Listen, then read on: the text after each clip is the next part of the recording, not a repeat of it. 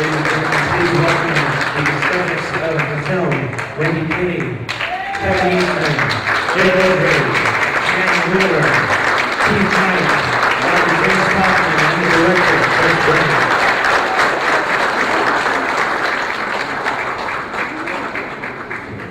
And we also have special guests Keith Knight and Gary Graw.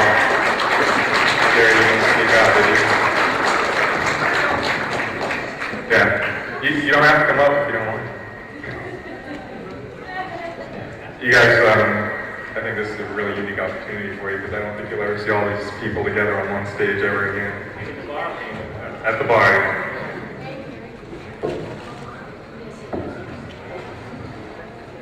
So I'm just going to act as facilitator and moderator here for these folks. And if anybody has questions, please go ahead and start shouting them out. No hands? Shannon, you have a question? Hell no. I just was jumping the gun getting the microphone so we could... You just want to look at all their pretty faces? Oh wait, I do want to take a picture of them. So please, don't feel forced. Put on the phone. So, Jim has a question. I have a question, Mr. Brandt. oh, please. Did you ask anybody to be in this movie who wouldn't? Yes. Dave Sim refused to be in the movie. He after reading my questions, he decided they didn't have enough to do with Cerebus to warrant his time. But he was very kind in letting me use whatever artwork I wanted in representing him. So that was very nice of him. I'm sorry. Yes, if nobody's completely familiar with Cerebus, there is the one scene that I chose was a rape scene from his comic, and it's kind of fit because he was talking because at the time James Syme was talking about the female comic book fan really being into Cerebus. I thought that was like a nice juxtaposition of okay. So there's a lot more going on here in the world. Any other questions? We got very little time, so the film answered all your questions. That's wonderful. I'm honored. I have a question for anybody that would like to respond. You guys were all very, very kind and trusting me with your artwork and with your words, and I'm wondering why. No, none of you, wait. Only two of you maybe had any real interaction with me before I asked you to be in the documentary. So. Just persistence. I mean, I bugged it out. Times and no, I wasn't. You seemed very sincere about what you wanted to do. It just was very nice, and I was grateful you asked in the first place. So. We're attention whores. Whores for attention. Also, it's incredibly rare to be asked these kinds of questions about your work. You get asked a lot of questions about your characters and what's going to happen next in the story and that sort of thing. But to be asked the whys and the wherefores and what do you really think, that's really interesting. And it's not always easy to answer. But you did. He also cleverly disguised himself as a documentary filmmaker. Nice. Well, he had the hat, so. So James, as the expert on creativity, and this is Dr. James Kaufman. He is a real doctor. That is not just an actor. He's not just a doctor on TV. He plays one in real life. That's true. And what are your feelings on the documentary? I thought it turned out great. I mean, as somebody who usually does the other end and asks these kind of questions, but to other scientists or students, to be able to talk about creativity in the context of actual applied, real-life art, people who are being creative, I thought that was amazing. I mean, if I could do what you guys do, I would be doing that. But I can't. Okay, so questions, finally, yes, sir.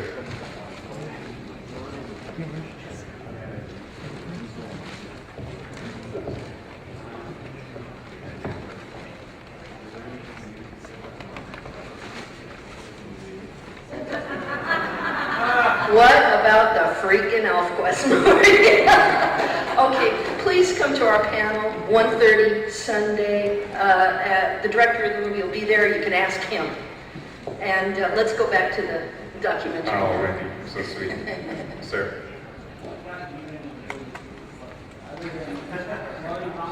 I was a failed mini comics artist. I did a mini comic called Bates and another one called Artfly. Only had print run circulations, typical of mini comics, so 100 to 500 copies. I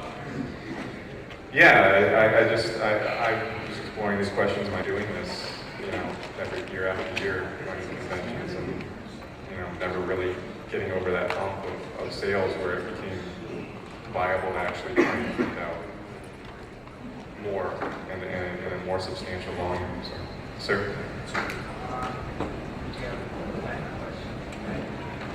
Why should I create land-based?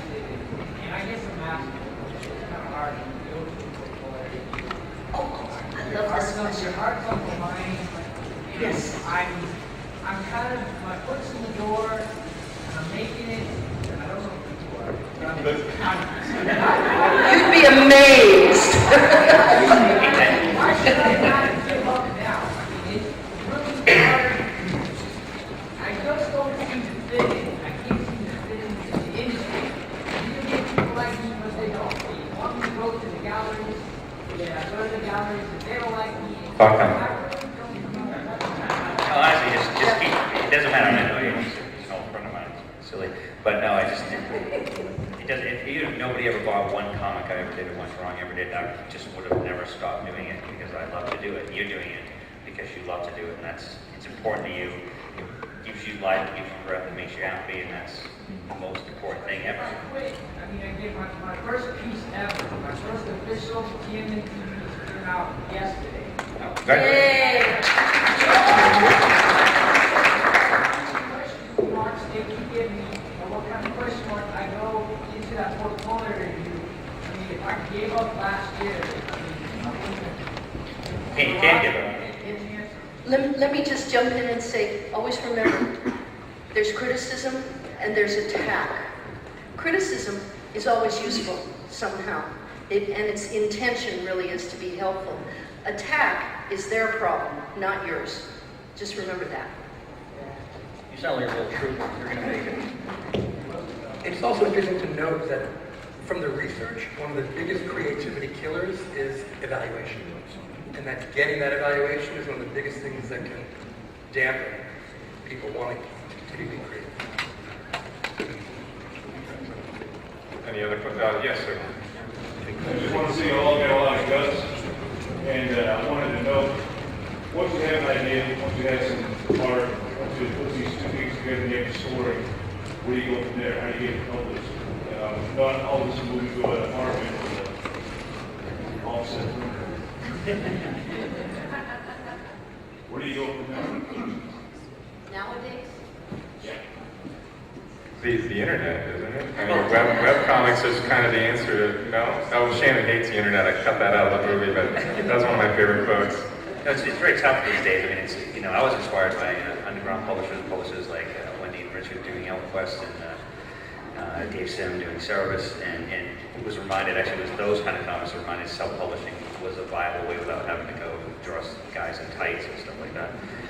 And you could do it in the direct comic market, you do it very affordable, but that's changed so much. I mean, I do think, the internet kind of sucks in many ways. It is a way for people to get exposure, reach communities and stuff of like minds, and get you to succeed and maybe build a following. But mini comics, that's where I started. I did mini comics as well, and I was doing 25 copies at a time and giving them to my friends who were like, "What am I supposed to do?"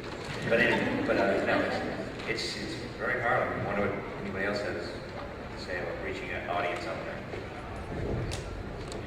Chris definitely mentioned the internet. I really do think that this is the wave of the future because if you are able to get your work up on the internet, and especially in a regular episodic basis, and build an audience for it, then you can interest a publisher in the work that already exists, and the publisher will go, oh, yum, yum, because it's already there. So this is definitely a route I've gone recently, and it's turning out to be working splendidly. Yeah, the internet is obvious. It works for you 24 hours a day, 24/7. Having a website, people can view it from anywhere around the world if they have internet access. I come from a different angle. I'm more of a newspaper cartoonist, but I did the same thing. I did zines first starting out and getting it into the local comic shops and stuff. But I also made an effort to get it into local newspapers, free magazines and stuff. They're always looking for graphics. Everyone's always asking for submissions or comics or whatever. So got in there, built it up, just every little bit until I had enough for a portfolio to submit to a local newspaper. And once I got into the San Francisco Weekly, it was a lot easier to get into other places because they say, oh, you're in San Francisco? Well, okay, we'll run you. So just continue to build it, but having that website, I think, is huge. Did you want to poo-poo websites? I was just going to say that we probably all broke into the field, if you want to call it that, in different ways, but what we all have in common, I'm sure, is that we all hustled. Yes, ma'am.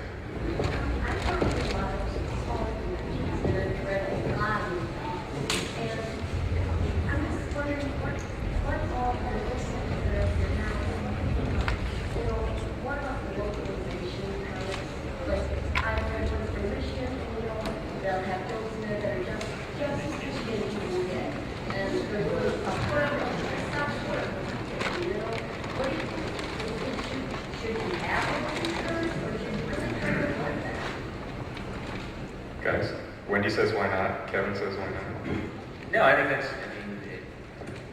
lot of people said out there, the inspiration comes from so many different places, and whether it's, old sayings that your grandfather used to say or something, I grew up in Maine, so Maineism is something common, which I think, cool beans and stupid stuff, it just goes right by a lot of people, but, it just fit the way it fits. So these guys that are writing stuff from Michigan are writing about what's inspiring them and what's important to them, and I think it's great that they do this.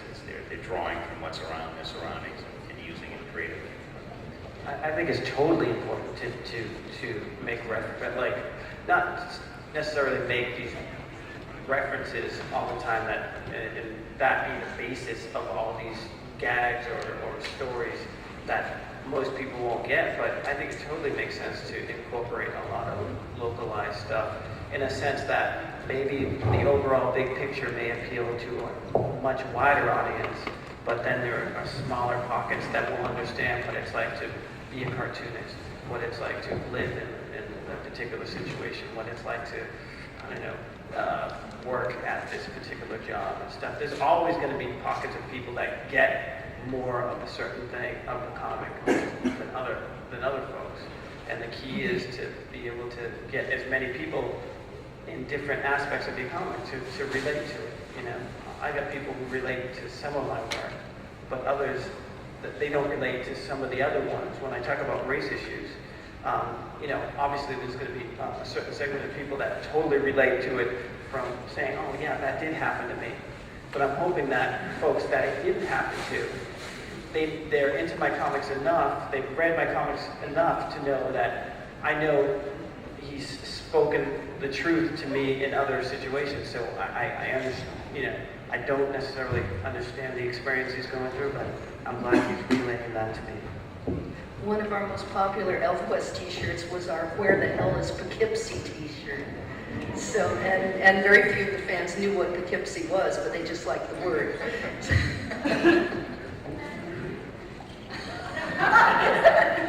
New York. So, we have time for one or two more questions. Anyone else? Sir?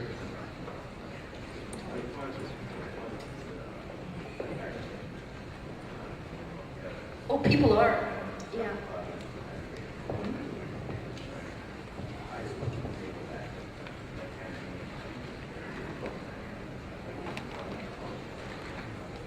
Well, that's the delightful thing about the internet. It has infinite potential depending on what your customers' needs and wishes are.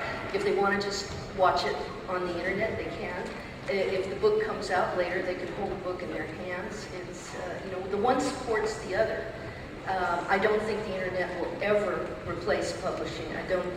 Too many people just love holding that paper in their hand and smelling the ink, and I don't think that'll ever go away.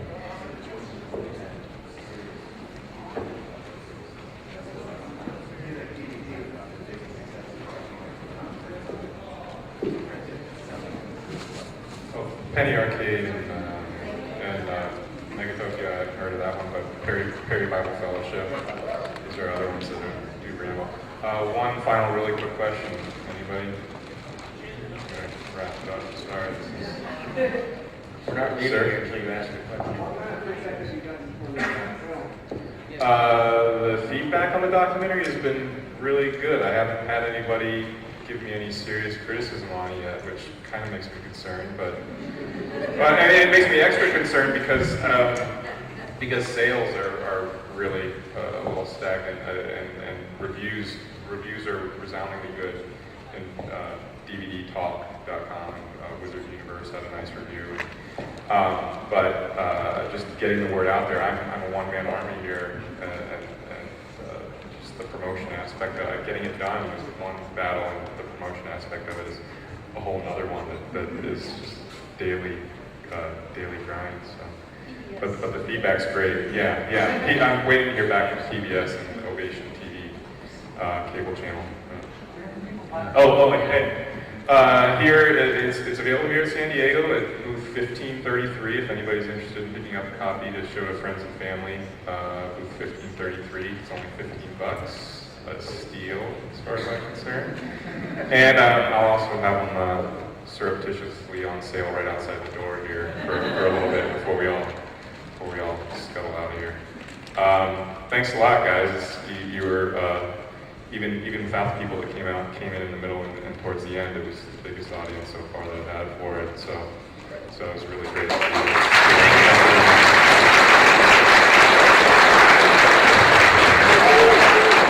Thank you guys for being here. On behalf of the Independent Film Festival, we'd like to thank you very much for your work, and we hope to see you again soon.